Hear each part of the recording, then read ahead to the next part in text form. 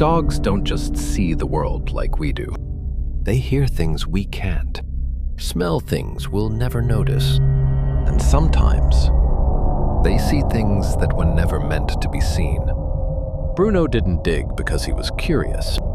He dug because something beneath the ground was calling him.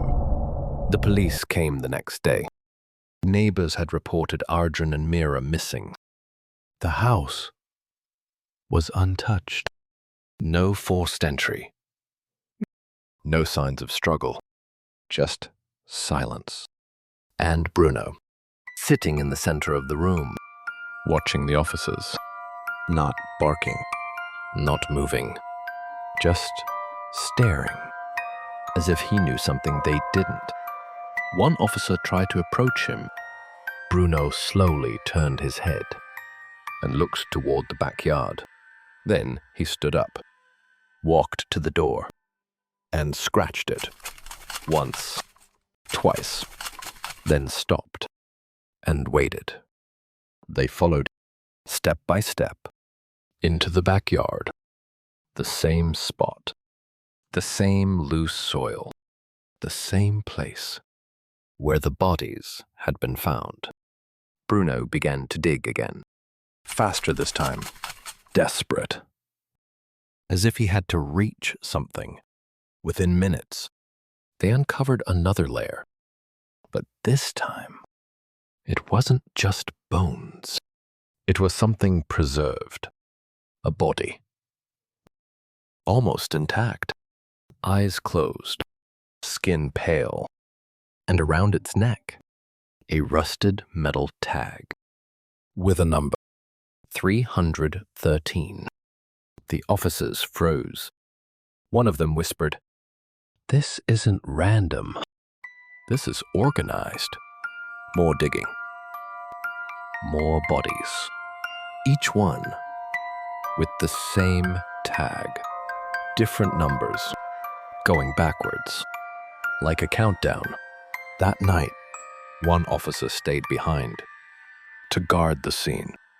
Bruno sat beside him, still, silent. At exactly 2:13 a.m., Bruno stood up and began to growl, low, deep. The officer turned toward the yard, and that's when he saw it. The ground was moving. The soil began to shift, crack, lift, and slowly, hands began to emerge. Dozens of them, skeletal, rotting, reaching, pulling themselves out of the earth. The officer stumbled back, frozen, unable to move. And Bruno didn't run. He stepped forward, toward them. The figures rose fully, bodies half decayed, eyes hollow.